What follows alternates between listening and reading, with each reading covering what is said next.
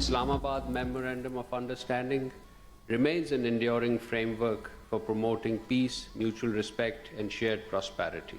Many countries, particularly those in the global south, are being adversely affected by a situation in the Strait of Hormuz. Pakistan recognizes the urgent need to address the impact of the current situation on global energy supplies and other economic commodities, including trade and food security. اسلام آباد مفاہمتی یادداشت ختم ہوئی نہ غیر مؤثر، یہ آج بھی مؤثر اور قابل عمل فریم ورک ہے۔ پاکستان نے امریکہ اور ایران کے درمیان امن کوششوں سے دستبردار ہونے کا تاثر مسترد کر دیا۔ ترجمان دفتر خارجہ طاہر اندرابی کہتے ہیں فریقین جب کشیدگی کا راستہ چھوڑیں گے تو امن کی واپسی اسلام آباد مفاہمتی یادداشت کے ذریعے ہی ممکن ہوگی۔ کشیدگی وقتی طور پر غالب ہے، امید ہے بالآخر امن اور مذاکرات کی سوچ کامیاب ہوگی۔ پاکستان کا 27 فروری کا موقف آج بھی برقرار ہے۔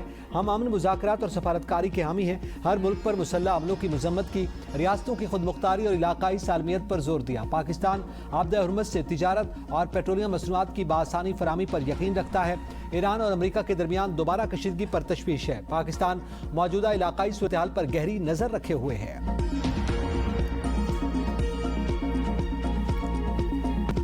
امریکہ کے ایران پر حملوں میں شدت، مسلسل 5ویں رات بھی شدید بمباری، جوابی حملوں سے مشرق وسطی دہل اٹھا۔ سینٹ کام نے ایرانی فوجی اثاثوں، کمانڈ سینٹرز، فضائی دفاعی نظام، میزائل اور ڈرون تنصیبات سمیت ساحلی نگرانی کے مراکز کو نشانہ بنایا۔ چابہار، آواز اور بندر عباس پر بھی بمباری۔ آواز شہر میں کینسر اسپتال کے قریب میزائل گرا، 211 بچوں کو نکال لیا گیا۔ قشم میں فش پاؤڈر بنانے والی فیکٹری کو نقصان پہنچا۔ سینٹ کام نے کہا کہ ایرانی بندرگاہ جانے کی کوشش کرنے والے ٹینکر کو ناکارہ بنا دیا۔ امریکی حملوں سے ایران میں 7 فوجیوں سمیت 35 شہریوں کی شہادت کی تصدیق، سینکڑوں زخمی ہوئے۔ ایران کی امریکہ کے خلاف آپریشن نصر 2 کی 8ویں لہر، پاسداران انقلاب کے اردن کی الارزق ایئر بیس پر ڈرون حملے، امریکی فوج کے مواصلاتی نظام کو نشانہ بنانے کا دعویٰ۔ کویت میں امریکی فوجی اڈے پر میزائل اور ڈرون سے حملہ، ابتدائی وارننگ، ریڈار اور امریکی فوجیوں کے جمع ہونے کے مقام کو نشانہ بنایا۔ پاسداران انقلاب کا امریکی MQ-9 ڈرون مار گرانے کا دعویٰ، مشرق وسطی سے تمام توانائی برآمدات روکنے کا اعلان۔ پاسداران انقلاب کی ایئرسپیس ڈرون کمانڈ نے چھوٹے خودکش ڈرونز کی نئی سیریز متعارف کروا دی۔ ڈرونز کو کویت پر حالیہ حملے میں استعمال کیا گیا۔ کویتی حکام کا کہنا ہے کہ ایران کی جانب سے داغے گئے 4 کروز میزائل اور 21 ڈرونز تباہ کر دیے۔ ایرانی رہنما ملاقات کر کے معاملہ طے کرنا چاہتے ہیں، صدر ٹرمپ کا دعویٰ، کہا ہم دیکھیں گے کہ ان کے ساتھ کوئی سمجھوتا کرتے ہیں یا نہیں، ایران کو جلد شکست دیں گے۔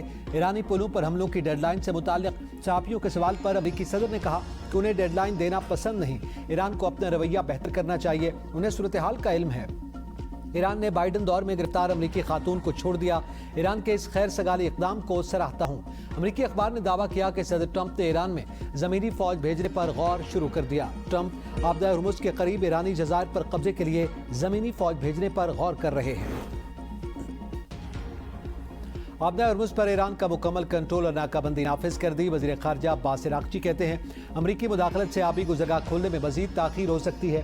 ترجمان وزارت خارجہ اسماعیل بقائی نے کہا کہ ابھی ہمارا مذاکرات کا کوئی ارادہ نہیں، توجہ ملکی دفاع پر مرکوز ہے۔ امریکہ نے اپنے وعدے پورے نہ کر کے مفاہمتی یادداشت کے تحت اپنی ذمہ داریاں ترک کر دیں، ہمیں بھی اپنی ذمہ داریوں سے گریز کرنا پڑا۔ ایران کی پارلیمنٹ کے اسپیکر محمد باقر قالیباف نے کہا کہ ایرانی فوج کو دشمن کی جارحیت کا مقابلہ کرنے کی مکمل آزادی، ایران کی قومی سلامتی آبدہ ہرمز پر ایرانی انتظامات برقرار رکھنے میں ہے۔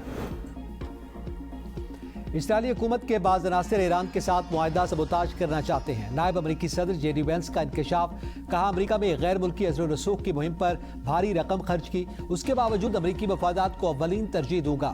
امریکہ ایران میں حکومت کی تبدیلی کے لیے زمین کی فوج نہیں بھیجے گا۔ اگر ایرانی عوام اپنے نظام میں تبدیلی چاہتے ہیں تو یہ ان کا اپنا فیصلہ ہوگا۔ ایران کی جوہری تنصیبات کو نشانہ بنانا ایک قلیل المدتی مقصد تھا۔ امریکہ کی ترجیح آبدہ ہرمز کو کھلا رکھنا اور عالمی تیل و گیس کی بلا تعطل ترسیل یقینی بنانا ہے۔ اسٹیو ویٹکاف اور جیرڈ کشنر مذاکرات کی آڑ میں مالی فائدہ اٹھاتے رہے۔ ایران نے نائب صدر JD وینس کو خبردار کر دیا تھا۔ امریکی ویب سائٹ کا دعویٰ، کہا ہیرا پھیری کے ذریعے بنائی گئی رقم کی مالیت جون تک $9 ارب تک پہنچ گئی تھی۔ ایرانی حکام نے اس بات پر بھی اعتراض کیا تھا کہ ویٹکوف اور کشنر اہم امور سے اسرائیلی وزیراعظم کو مسلسل آگاہ کر رہے ہیں۔ ٹرمپ انتظامیہ نے ایرانی حکام کا دعویٰ مسترد کر دیا۔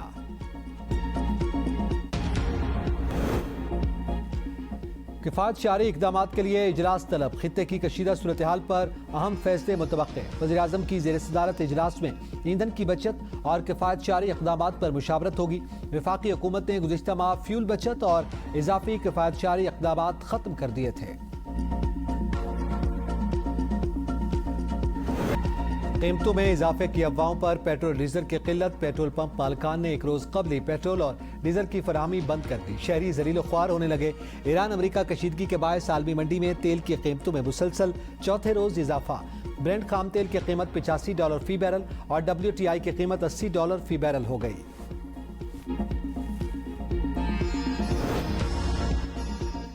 اسٹاک مارکیٹ میں تیزی کا رجحان، 100 انڈیکس میں 3000 سے زائد پوائنٹس کا اضافہ۔ دوران ٹریڈنگ انڈیکس 1,78,000 پوائنٹس کی سطح پر دیکھا گیا۔